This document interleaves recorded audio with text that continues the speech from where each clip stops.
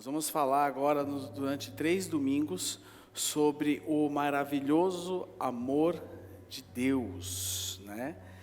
Nós vamos falar sobre 3 domingos, sobre o Evangelho de Jesus Cristo. Agora, eu quero iniciar esse tempo, esses 3 domingos com vocês, fazendo uma pergunta para vocês. Você já compreendeu o que é o Evangelho? Às vezes você pode achar que tem muito claro para você o que é o Evangelho. Mas a minha pergunta é, você já compreendeu o que é o Evangelho? Às vezes algumas pessoas, alguns amigos, pastores, perguntam para mim assim, Leandro, como é que vai a CG Itaquera? Aí eu respondo assim para eles, a CG Itaquera vai muito bem, a CG Itaquera vai mais ou menos, e a CG Itaquera vai muito mal. Aí eles ficam comigo com aquela cara de ué, Tamara. Por quê? Aí eu falo, a CG Itaquera vai muito bem porque na CG Itaquera existem pessoas que realmente entenderam e compreenderam o Evangelho. Pessoas que entenderam e se comprometeram com o amor de Deus.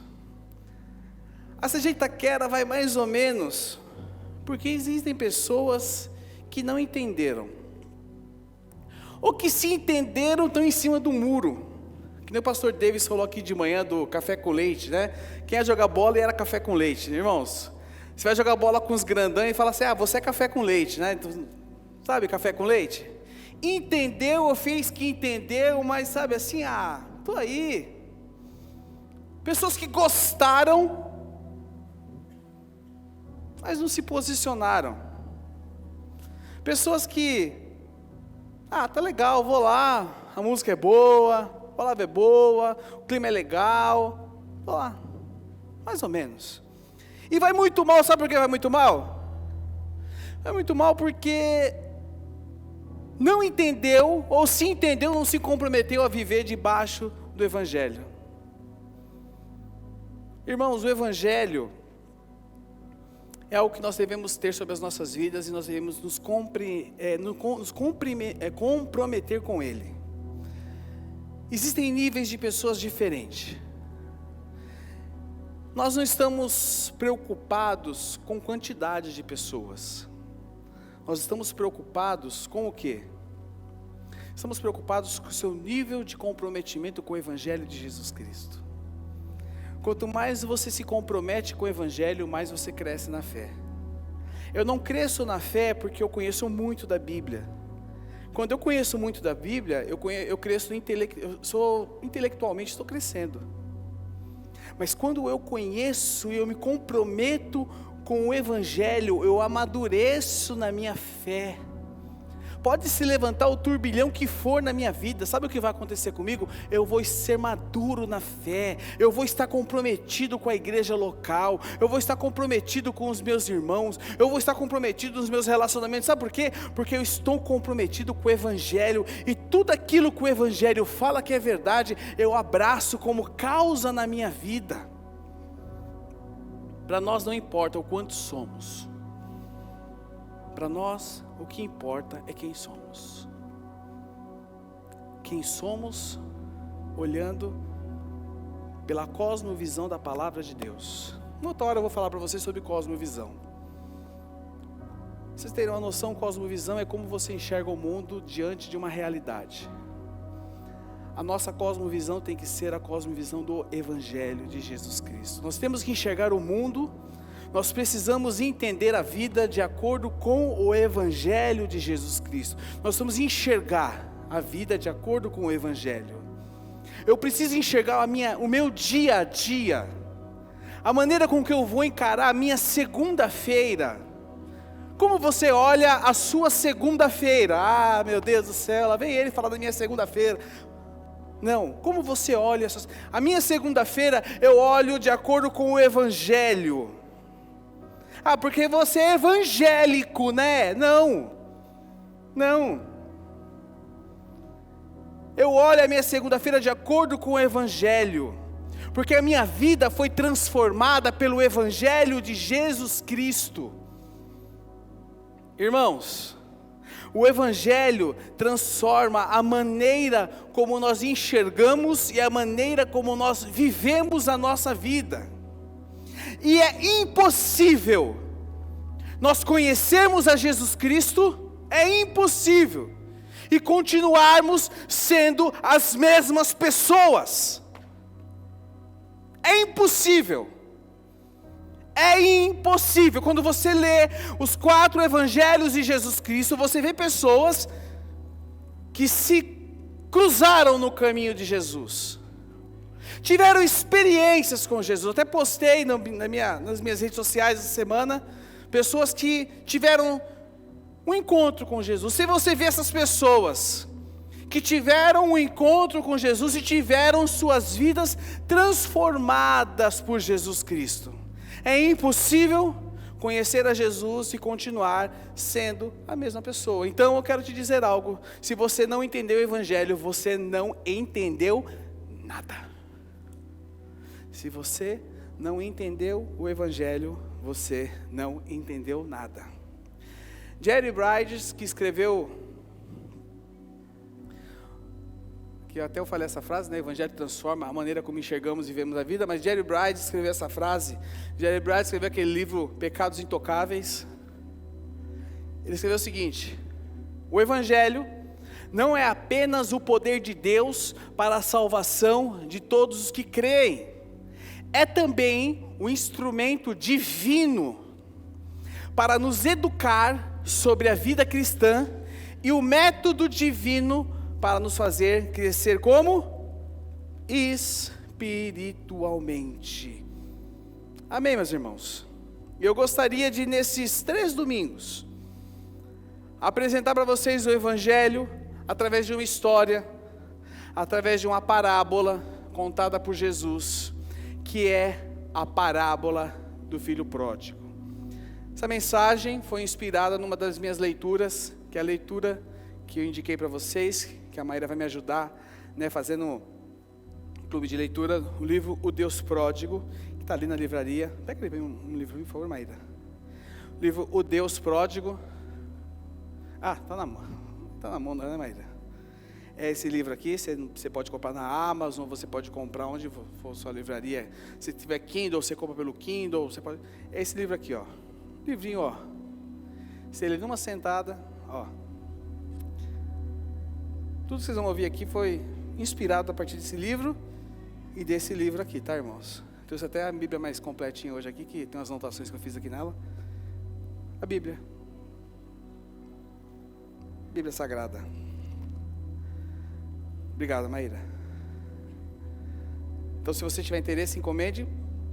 Mas eu não vou ler com o clube de leitura. Lê na sua casa, lê no metrô. Quem pega metrô aqui? Bom lugar para ler livro, hein? Já li muito livro no metrô já. Então, eu quero começar esse tempo com vocês lendo o Evangelho de Lucas, capítulo 15, verso 11 e 33. Está meio apagadinho aqui, mas aqui tem essa pintura aqui de Rembrandt, do filho pródigo, o retorno do filho pródigo, eu coloquei aqui. Lucas, Evangelho de Lucas, capítulo 15, do verso 11, nós vamos ler até o verso 33, nós vamos ler bastante a Bíblia, porque se a pregação for ruim, pelo menos você leu a Bíblia hoje, né, irmãos? Pelo menos você vai sair abençoado daqui, né? Você leu a Bíblia. Diz o seguinte: Jesus continuou: um homem tinha 2 filhos. O mais novo disse a seu pai: pai, quero a minha parte na herança. Assim, ele repartiu sua propriedade entre eles. Deixa eu virar aqui. Peraí, que irmão, capaz de não estar pronto. Não muito tempo depois, o filho mais novo reuniu tudo o que tinha. Qual filho foi? Qual filho foi? O mais novo. O tema de hoje é o filho mais novo. O filho mais novo reuniu tudo o que tinha e foi para uma região distante. E lá desperdiçou os seus bens, vivendo irresponsavelmente. Depois de ter gastado tudo, houve uma grande fome em toda aquela região, e ele começou a passar necessidade. Por isso, foi empregar-se com um dos concidadãos daquela região, que o mandou para o seu campo, a fim de cuidar de porcos. Ele desejava encher o estômago com as vagens de alfarrobeira, que os porcos comiam, mas ninguém lhe dava nada. Caindo em si, ele disse: quantos empregados de meu pai têm comida de sobra, e eu aqui morrendo de fome. Eu me porei a caminho, e voltarei para meu pai, e lhe direi: Pai, pequei contra os céus e contra ti. Não sou mais digno de ser chamado teu filho. Trata-me como um dos teus empregados. A seguir, levantou-se e foi para seu pai. Estando ainda longe, seu pai o viu, e cheio de compaixão, correu para seu filho, e o abraçou e beijou. O filho lhe disse: Pai, pequei contra o céu e contra ti. Não sou mais digno de ser chamado teu filho. Verso 22. Mas o pai disse aos seus servos: depressa, tragam a melhor roupa e vistam nele. Coloquem um anel em seu dedo e calçado em seus pés. Tragam um novilho gordo e matem-no. Vamos fazer uma festa e alegrar-nos, pois este meu filho estava morto e voltou à vida. Estava perdido e foi achado. E começaram a festejar o seu regresso. Enquanto isso, o filho mais velho estava no campo. Quando aproximou da casa, ouviu a música e a dança. Então chamou um dos servos e perguntou-lhe o que estava acontecendo. Este lhe respondeu: seu irmão voltou, e seu pai matou o novilho gordo, porque o recebeu de volta são e salvo. O filho mais velho encheu-se de ira e não quis entrar. Então seu pai saiu e insistiu com ele. Mas ele respondeu ao seu pai: olha, todos esses anos tenho trabalhado como um escravo ao teu serviço com os meus amigos. Ao teu serviço, perdão. E nunca desobedeci às tuas ordens. Mas tu nunca me destes nenhum cabrito para eu festejar com os meus amigos. Verso 30. Mas quando volta para casa esse teu filho, que esbanjou os teus bens com as prostitutas, matas o novilho gordo para ele? Disse o pai: meu filho, você está sempre comigo, e tudo o que tenho é seu. Mas nós tínhamos que celebrar a volta deste seu irmão e alegrar-nos, porque ele estava morto e voltou à vida, estava perdido e foi achado. Até aí. Vamos orar? Senhor, nós te agradecemos, meu Pai, pela honra, pelo privilégio que nós temos de ouvir o teu evangelho, de ouvirmos acerca da tua graça, Senhor.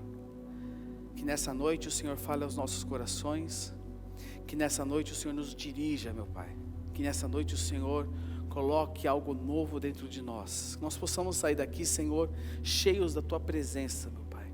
Espírito Santo de Deus, nós nos abrimos para uma nova revelação da tua palavra, Senhor. Fala aos nossos corações. Em nome de Jesus nós te agradecemos e te louvamos por este momento, meu Pai. Em nome de Jesus, amém. Amém, irmãos. Irmãos, é difícil é difícil nós entendermos o choque de cultura dessa história na nossa realidade. Nós lemos aqui a parábola do filho pródigo, do filho perdido, mas na realidade nós poderíamos chamar da parábola dos dois filhos perdidos, porque nós temos dois filhos perdidos aqui. É muito difícil nós entendermos o choque dessa situação. A cultura para a qual Jesus contou essa história é totalmente diferente da nossa, totalmente diferente. Para vocês terem uma noção, eu até fiz um roteirinho aqui, fazendo uma transposição para os dias de hoje. Para os dias de hoje, o pai, dono de uma multinacional, tinha dois filhos, um certinho e um problemático. O filho certinho, quem é o filho certinho?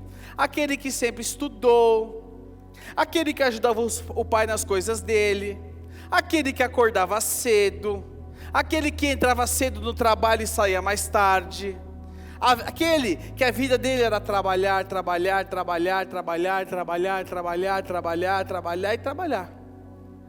Quem era o filho problemático? Era aquele que deu problema na escola, é aquele que dava problema na empresa, aquele que no trabalho é só prejuízo, é aquele que levava suspensão, advertência, chegava bilhete no caderno, sabe? O filho problemático. Qualquer semelhança com a vida real é mera coincidência, tá, irmãos? Tá bom? Eu vi uns cutucão aí de lado, por favor, viu? Mera coincidência. Um dia, o filho problemático chega no pai e diz o seguinte: pai, eu quero o que é meu. O pai vende parte da empresa e dá para esse filho. E esse filho pega e vai embora. Indo embora, esse filho pega, vai para um lugar muito longe e gasta, ele torra tudo que o pai deu para ele na vida louca. Sabe a vida louca que a juventude tem hoje em dia? Gasta tudo na vida louca. Quando este filho problemático cai em si, vê que acabou todo o dinheiro, ele lembra que ele tem um pai, ele vê que o dinheiro acabou, ele volta arrependido. E quando o pai vê aquele filho voltando arrependido, ele pega aquele filho, abraça aquele filho, faz uma grande festa na empresa e anuncia que aquele filho está de volta e coloca aquele filho como gerente da empresa. Transpondo para o dia de hoje. O filho certinho, vendo tudo aquilo, fica surpreso e diz: esse rapaz não merecia isso. Agora eu pergunto a vocês: o amor desse pai é imprudente? Porque olhando pela ótica do filho mais velho, é um amor imprudente. Olhando pela ótica do filho mais velho, esse pai não enxerga as coisas direito. Só que, irmãos, Jesus nos deixa aqui algo aberto. E Jesus deixa algo aberto para as pessoas daquela época. Porque a parábola acaba onde? Aqui. A parábola acaba aqui. O filho mais velho vai para a festa ou não vai para a festa? Sabe novela mexicana? A parábola acaba que nem final de capítulo de novela mexicana. Jorge Augusto, você vai entrar para a festa? Puf, acabou. Já assistiu novela mexicana já? Quem já assistiu novela mexicana, levanta a mão. Você sabe o que eu estou falando. Suspense no ar. E assim que acaba. Acaba assim, você pode ler, a parábola acaba assim. A parábola não fala. Sabe, meus irmãos, nós não sabemos se o filho mais velho entra na festa ou não. Mas nós sabemos que ele critica o pai. Nós sabemos que aquele pai recebe o filho. E nós sabemos que o filho mais novo se arrepende do que ele fez. Isso nós temos muito, muito claro. Mas nós precisamos entender, em primeiro lugar, quem são os ouvintes daquela parábola. Para nós entendermos esta parábola, quem são os ouvintes? Então, aqui um breve contexto dessa parábola. Então, aqui nós temos Lucas capítulo 15, o verso 1 e o verso 2 diz: quem eram os ouvintes? Todos os publicanos e pecadores estavam se reunindo para ouvi-lo. Então, primeiro grupo. Segundo grupo, mas os fariseus e os mestres da lei, o segundo grupo. Quem eles criticavam? Este homem, Jesus, recebe pecadores e come com eles. Então nós temos dois grupos, os pecadores. Quem eram os pecadores? Os publicanos e os pecadores, primeiro grupo. E o segundo grupo, que se achavam mais dignos, que se achavam os superiores, que eram quem? Os religiosos, que a semana que vem nós vamos falar deles. Os religiosos, criticando quem? Jesus. Porque, irmãos, naquela cultura, eu até conversava um pouquinho com o Rafão lá atrás, naquela cultura, presta atenção, naquela cultura, sentar-se à mesa com alguém, era ter concordância com a vida daquela pessoa, sabia disso? Vocês sabiam disso?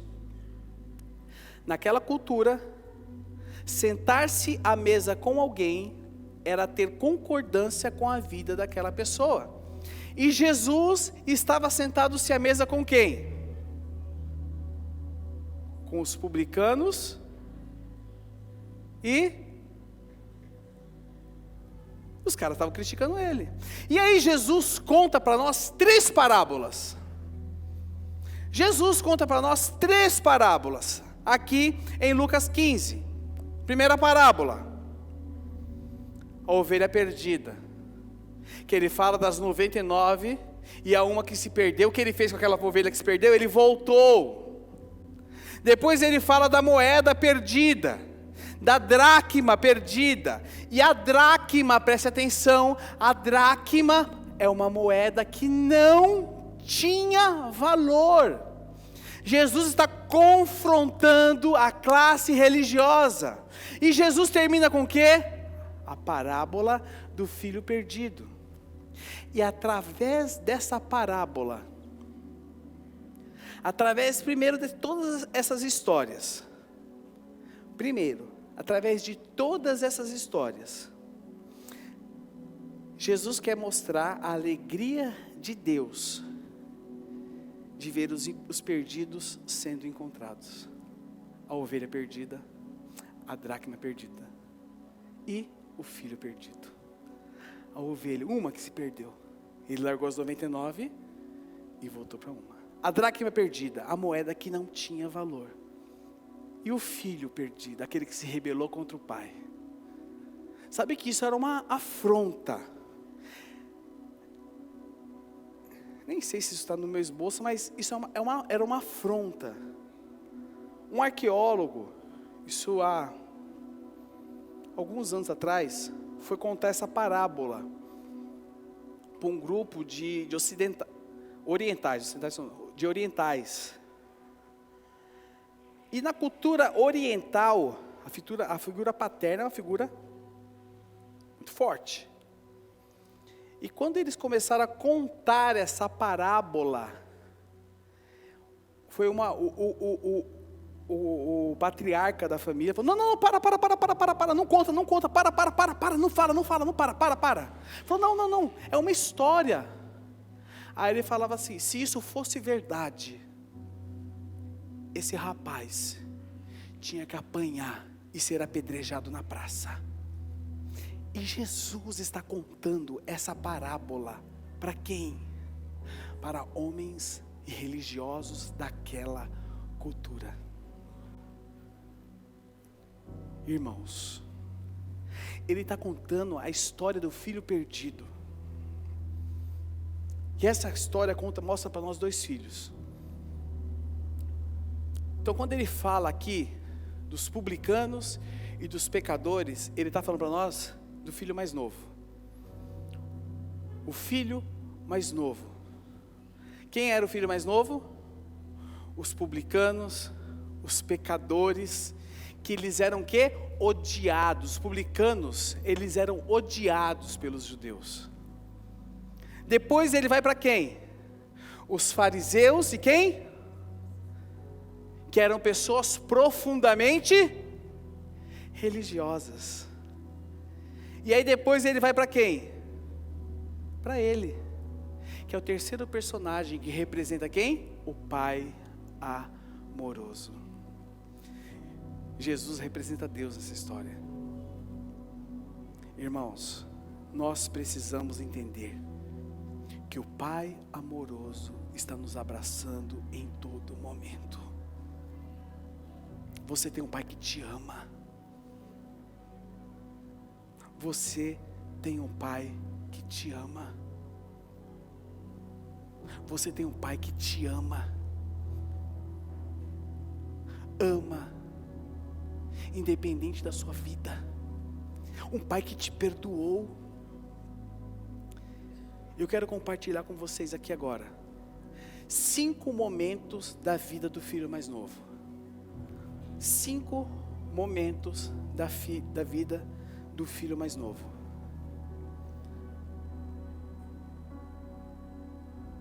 E o primeiro momento da vida do filho mais novo é que ele queria autonomia. Lucas 15:12 diz: o filho mais novo disse a seu pai. O que ele disse? Pai, quero a minha parte da herança.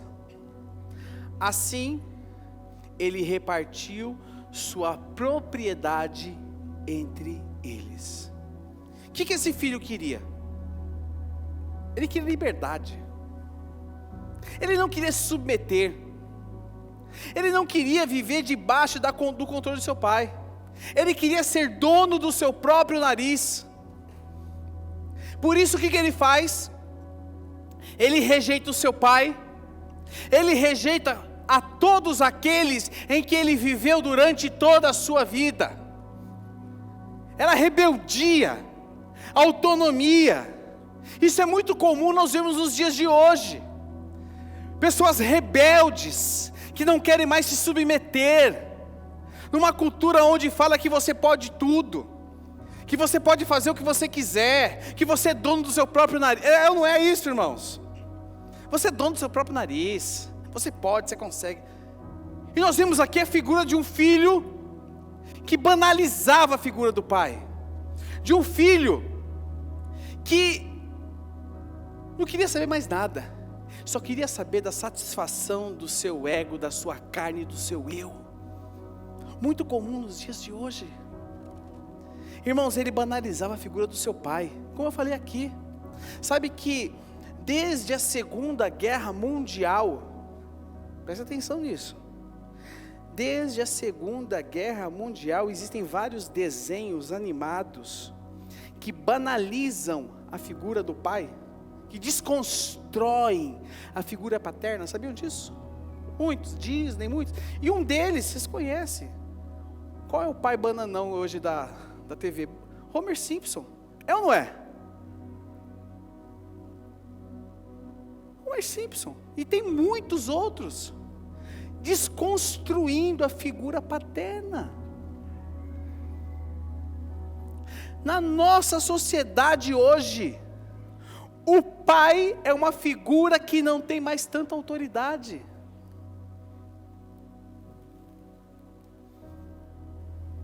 E nós vemos aqui um filho que queria autonomia. Que queria autonomia.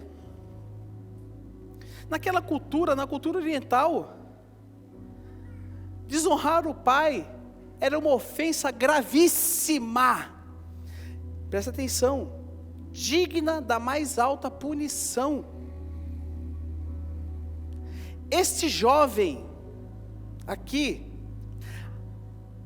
a gente lê, a gente não tem noção da profundidade do que Jesus está contando. Mas ele além do que dele pegar a parte dele da herança, ele traz vergonha. Além de ele ofender o pai, ele traz vergonha para sua família. Sabia disso? A gente lê, né? Ele pegou o dinheiro, foi lá, gastou e voltou. Não. Além de ele ofendeu o pai dele e trouxe vergonha para o pai dele. Essa história mostra a maior ofensa que um jovem poderia trazer a um pai naquela cultura.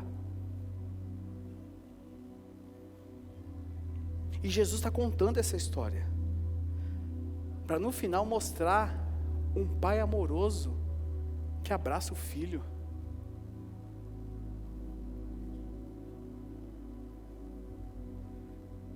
Irmãos, é muito profundo isso. O segundo momento na vida desse jovem, ele buscou satisfação. O verso 13 diz: não muito tempo depois, o filho mais novo, ele pegou, então o que ele fez? Ele pegou tudo que era direito dele, reuniu tudo o que ele tinha e foi para uma região distante. E o que ele fez na região distante? Desperdiçou tudo, seus bens, vivendo como? Irresponsavelmente. É muito comum nós vemos hoje pessoas irresponsáveis, homens irresponsáveis. Por quê? Porque pais irresponsáveis formam homens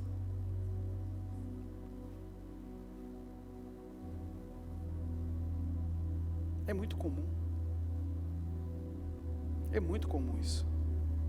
Porque hoje em dia o que importa é ser feliz. Ser feliz, gente. Responsabilidade. Responsabilidade. Ser responsável. Ser responsável. Aquele jovem estava dizendo aqui, ó: não estou nem aí para ninguém, eu estou somente ligando para minha satisfação pessoal. Ele comprou, ele experimentou, ele gastou, ele provou, ele bebeu, ele pegou, ele fez tudo o que tinha para fazer, porque ele queria o quê? Ser feliz. Ele abriu mão de tudo para ser feliz. E quantas pessoas hoje não têm aberto mão das suas famílias, aberto mão da sua vida com Deus, aberto mão do conforto, aberto mão de uma vida com o Senhor para ser feliz. Irmãos, é muito sério. Só que esse jovem esbarrou com uma situação, porque a felicidade que o mundo oferece, ela é passageira. Já viu aquele ditado? O diabo dá com a colher e tira com a concha. Quem já viu esse ditado? Você já é velha. Vocês não ouviram esse ditado? Só eu, sou velhão aqui, o tiozão. Ah, misericórdia, né, irmãos? Já ouviu o Sérgio? Sérgio é um dos meus, 2 velhão. Eu, Sérgio. É passageira. É passageira. O dinheiro acabou. A satisfação do coração acabou. E aí sabe o que aconteceu? Aconteceu isso aqui, ó. Ele encontrou decepção. Ele encontrou decepção. Aí depois de ter gasto tudo, ele gastou tudo. E como se não bastasse ter gasto tudo, houve uma grande fome em toda aquela região. E ele começou o quê? Ele chegou aonde, irmãos? No fundo do poço. Porque gastou tudo e começou a passar necessidade. E aí aconteceu o quê? Aí depois de tudo isso, ele foi aonde? Empregar-se com um dos cidadãos daquela região, que mandou ele para o seu campo para cuidar de porcos. Preste atenção, porco é o animal mais imundo da cultura judaica. Sabia disso? Nada contra os palmeirenses, viu, irmãos? Eu vi que vocês estão se manifestando, olharam torto aí. Amo vocês, viu? Viu, Felipe? Tamo junto. Paz e amor. Cadê a Rai? Pegou a visão? Cadê a Rai? A Rai tá ali, né? Nada contra. Mas na cultura judaica, o porco é o animal mais imundo que tem. Então imagina o nível de humilhação daquele jovem. E detalhe, olha o que diz o verso 16. Ele desejava encher o estômago com as vagens de alfarrobeira que os porcos comiam, mas ninguém lhe dava nada.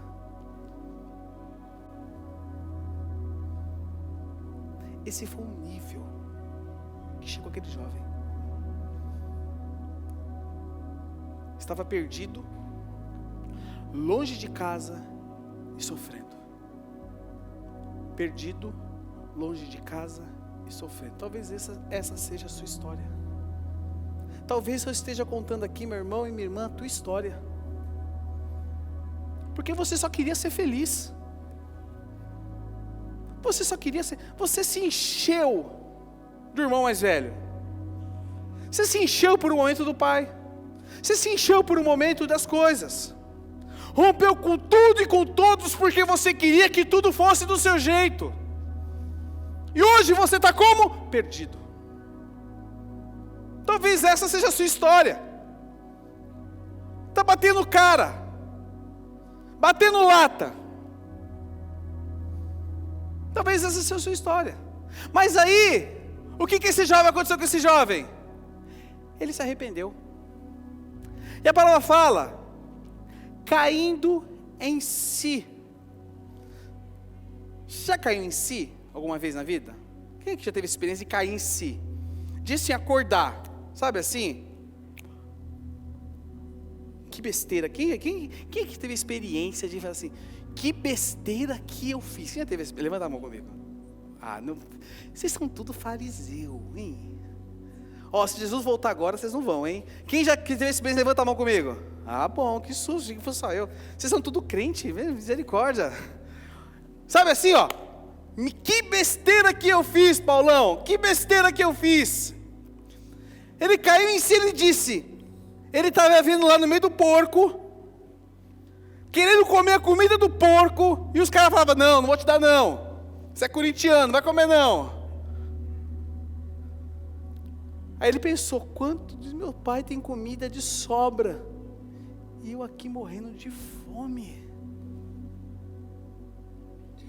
Aí ele se lembra, sabe do quê? Quem o pai dele é. Ele se lembrou quem era o pai dele. Aí, meus irmãos, o que ele faz? Eu me porei a caminho de volta para o meu pai, e lhe direi, pai, pequei contra o céu e contra ti, não sou mais digno de ser chamado teu filho. Olha, ele era filho, irmãos, presta atenção, ele era filho.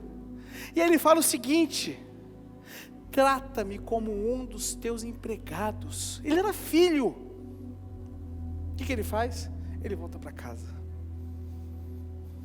Ele volta para casa. Só que aqui que eu quero, o que acontece com ele? Ele foi perdoado. É aqui que chamou minha atenção.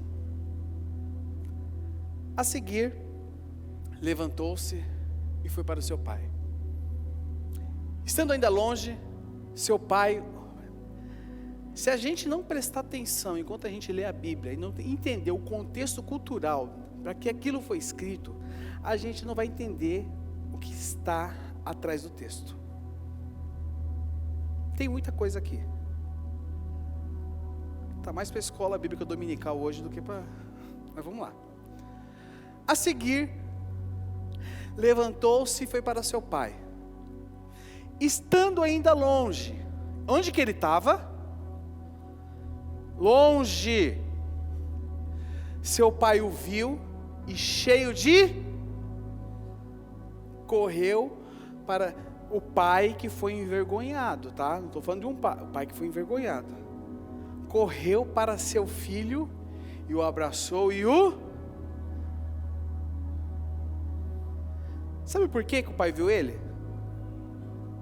Por quê? Quem arrisca?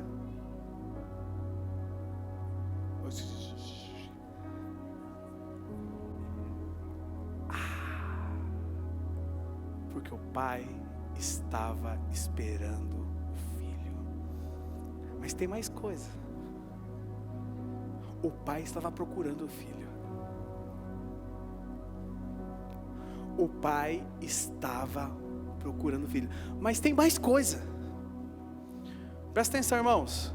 Numa cultura como aquela, um patriarca que foi envergonhado pelo filho, jamais, repita comigo, jamais esperaria o filho, jamais sair.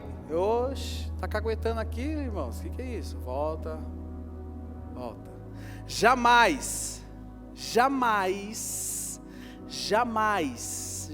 nunca sairia correndo para abraçar o filho. Não faria isso. E detalhe, num contexto como esse, seria o filho que veria o pai. Mas a história nos conta que foi o pai que viu o filho. Isso é a graça de Deus. Isso chama-se graça de Deus. Irmãos, presta atenção em outra coisa aqui. A seguir, levantou-se e foi para o seu pai. Estando ainda longe, seu pai o viu e, cheio de compaixão, correu para seu filho. Naquela época, os homens usavam vestes longas, certo ou errado? Quem já viu nas nossas cantatas de Páscoa sabe que hoje em dia, os nossos discípulos são mais moderninhos, né? Eles usam roupas mais, paleta de cor e tal. Antigamente, os discípulos mais raiz, de 4 anos atrás, usavam roupas compridas. Presta atenção no que eu vou falar para vocês. O que o pai faz? Eles usavam túnicas compridas. O pai levanta a veste e sai correndo. Isso era uma vergonha para um patriarca naquela época. Isso era uma vergonha para um homem de negócios daquela época. Vou longe ainda. Isso era uma vergonha para um homem de negócios poderoso na frente dos seus empregados naquela época. E vou mais longe ainda. Sabe o que ele está falando com isso? Estou honrando o meu filho que me traiu, que me apunhalou pelas costas, que me largou. Eu estou honrando ele, vou até ele, vou beijar ele, vou abraçar ele, porque eu amo ele. Irmãos, isso é o Evangelho de Jesus Cristo. Isso é dar outra face. Isso é amar aqueles que te perseguem. Isso é servir o pão molhado por Judas. Isso é a graça de Deus. Nós não merecíamos estar aqui, mas o amor dele nos alcançou. Nós não éramos dignos, mas a graça e a misericórdia dele nos alcançou, nos salvou e nos libertou, e hoje nós estamos aqui. Mas sabe qual é a nossa postura muitas vezes? Do irmão mais velho. Ai, fulano está aqui hoje, mas fulano não mentiu, fulano não pecou, ai, fulano. Irmão mais velho só critica. A nossa postura de irmão mais velho, o irmão mais velho critica, irmão mais velho é religioso. Semana que vem, irmãos, Semana que vem não, na outra semana. Na outra semana. Vem com as costas bem largas, viu? Vem bem assim com a roupinha confortável, porque o negócio vai pegar. O irmão mais velho é religioso, o irmão mais velho é o chato, o irmão mais velho é aquele que critica, o irmão mais velho é aquele, sabe o crente chato? Quem conhece um crente chato, levanta a mão. É o irmão mais velho. O irmão mais velho. Ele não merece. Ele é líder de célula, ele não merece ser líder de célula. Eu sou melhor do que ele. Irmãos, graça, fala comigo, graça. Irmãos, sabe uma das coisas mais difíceis de se pregar é sobre a graça, porque na nossa mente não entende a graça de Deus. E tem gente hoje falando sobre a hipergraça. Eu não consigo falar da graça e tem gente falando da heresia, da hipergraça. Misericórdia. É heresia, viu? Depois a gente bate um papo sobre isso. Isso que eu falei aqui, é a minha história. É a sua história. É a história de cada um de nós. Através dessa história, nós aprendemos quem Deus é. E através dessa história, nós aprendemos quem nós somos. Tim Keller, através desse livro, essa frase do livro, ele diz o seguinte: a mensagem da Bíblia é que a raça humana é um grupo de exilados tentando voltar para casa. A parábola do filho pródigo é a história de cada um de nós. Genial. Uau. É a história de cada um de nós. E eu quero mostrar para vocês, olha só como essa história diz respeito a cada um de nós. Irmãos, criação, o homem foi criado para viver na presença de Deus. Éden, jardim das delícias. Deus queria se relacionar com o homem. E naquele jardim existia uma bendita de uma árvore. Vocês foram Adão e Eva, né?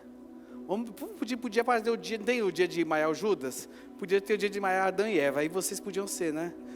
Já foram Adão e Eva, sobrou para vocês. Tinha uma bendita de uma árvore, que o homem não podia tocar nela, é ou não é? E o que o homem faz? Vai lá. Já viu o filho? Você fala assim, filho, não encosta o dedo aqui, o que ele faz?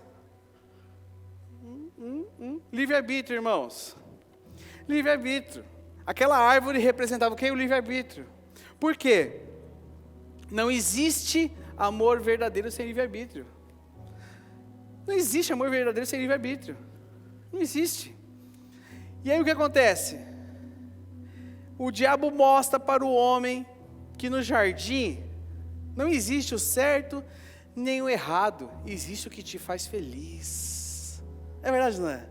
Adão, Eva, não é Deus, acha que Deus está querendo privar vocês da felicidade? Vai lá e toca, come. Não existe certo nem errado, existe o que te faz feliz. Adão e Eva, olha só essa, siga o seu coração. Segue o seu coração. Porém, quando o homem e a mulher escolheram tocar naquele fruto, o que aconteceu com eles? Romperam com Deus. Presta atenção, irmãos. O pecado sempre vem numa embalagem atraente e bonita. Porém, quando você toca nele, quando você o prova, ele te mata. Quando você toca nele, ele te mata. Aí ele toca naquilo, o que acontece com eles depois? A queda. Então nós tínhamos ali um filho, que vivia com o pai, o filho vivia com o pai, tinha tudo, era feliz, trabalhava com o pai. O que o filho faz? Quer a parte dele na herança. E o pai dá a parte dele. E acontece o que com o homem? O homem abandona a Deus. Romanos 5,12 diz que o pecado entrou no mundo por um homem. O pecado entrou no mundo por um homem. E aí o apóstolo Paulo lá em Romanos 7,15 diz: não entendo o que faço. Essa referência de Romanos 7,15 é muito, André, é muito emblemática para mim. Ele fala: não entendo o que faço, pois não faço o que desejo, mas eu faço o que eu odeio. Porque, irmãos, existe uma lei que age em nós, que é a lei do pecado. Mas Cristo faz por nós aquilo que nós não éramos capazes de fazer. Ele morre numa cruz. E aí o apóstolo Paulo escreve lá em Efésios capítulo 2, verso 1 a 3. Vocês estavam mortos em suas transgressões e pecados. Verso 3. Anteriormente todos nós também vivíamos entre eles. O quê? Satisfazendo as vontades do quem? Da nossa? Seguindo os seus desejos e pensamentos como os outros. Éramos o quê? Por natureza merecedores. O homem cai. O homem cai. Ele rompe com Deus. Ele fala: eu prefiro ser feliz, eu prefiro os prazeres da carne do que viver aqui nesse lugar com Deus. Mas existe um mas. Deus derrama sobre o homem o perdão. Então nós tínhamos um filho que vivia com o seu pai, tinha tudo, acesso a tudo, mas esse filho rompe com o pai, esse filho abandona o seu pai, mas quando esse filho vê que aconteceu tudo que aconteceu com ele, ele se arrepende. E a nossa história é a minha história. E aí o que acontece? O perdão de Deus. Efésios capítulo 2, verso 4 ao verso 5. Irmãos, diz o seguinte: todavia. Irmãos, eu gosto muito quando aparece a palavra todavia na Bíblia. Eu amo quando aparece todavia. Todavia, Deus, que é rico em quê? Rico em quê? Misericórdia, pelo grande amor com que nos amou, deu-nos vida com Cristo, quando ainda estávamos mortos pela graça. Não é porque você merece, porque você não merece. Pela graça vocês são salvos. Todavia, apesar de tudo que você fez, apesar de tudo que você aprontou, apesar de quem você era, Ele te amou. Ele te amou. Nós nos fartávamos com as comidas dos porcos. Todavia, Ele nos amou. Colossenses 1,13 diz que Ele nos resgatou do domínio das trevas e nos transportou para o reino do seu Filho. Aleluia. E não há nada que você possa fazer para Deus te amar mais. E não há nada que você possa fazer para Ele te amar menos. Sabe por quê? Isso se chama graça. Graça. E aí Efésios 2,6 diz que Ele nos fez assentar nas regiões celestiais. O que o pai faz com o filho? O pai faz o que com o filho? Vem cá. O pai dá vestes com o filho. O pai dá sandália para o filho. O pai dá o que para o filho? Um anel. O anel é o que? O anel é um selo. E o pai faz o filho voltar a participar ali dos seus negócios. O que o pai faz com a gente? Nos traz para as suas regiões celestiais. Ele nos faz assentar nas regiões celestiais. O Pai nos faz assentar com Ele. O Pai nos dá sandália, nos dá um anel. O Pai nos coloca juntamente com Ele. Irmãos, e aí o que acontece? Olha lá, Efésios 1,3. E o que acontece? A consumação, o banquete com Deus. Irmãos, a Bíblia começa o homem num jardim com Deus. acontece tudo isso e termina num grande banquete. Apocalipse 21, 22. Diz que a eternidade começa com uma festa. Por isso que a comunidade de Graça Itaquera ama festa. Porque a eternidade começa aqui. Gostou dessa? Rimou? Podia ser nosso slogan, né? A eternidade começa aqui. Você me aceita Jesus?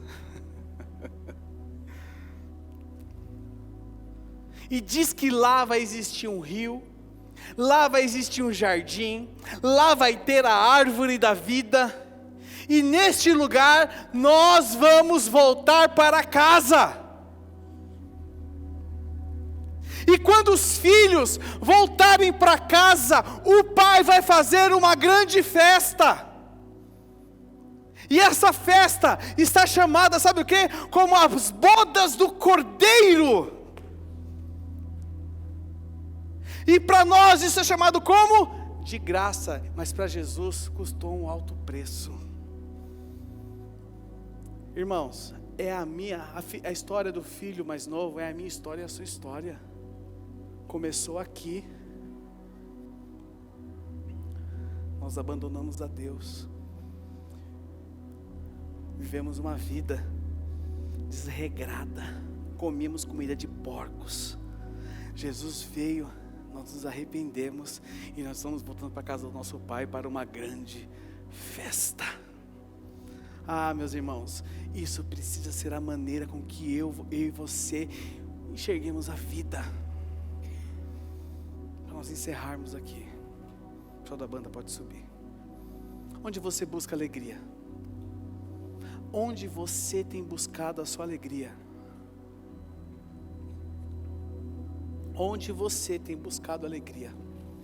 Não há verdadeira satisfação longe do Pai. Salmo 16:11 diz: na tua presença há plenitude de alegria. Eu amo essa passagem. Eu amo Salmo 16:11. Na tua presença há plenitude de alegria. Na tua destra, delícias perpetuamente. Aonde você tem buscado alegria? Tudo o que você precisa está em Jesus. Tudo o que você precisa está em Jesus Cristo. Segundo lugar, não importa o quão longe você foi, haverá uma festa no seu retorno. Haverá uma festa no seu retorno. E se você nunca rendeu a sua vida a Jesus, eu quero te dizer uma coisa: renda a sua vida a Jesus. Nós não estamos aqui brincando de igreja.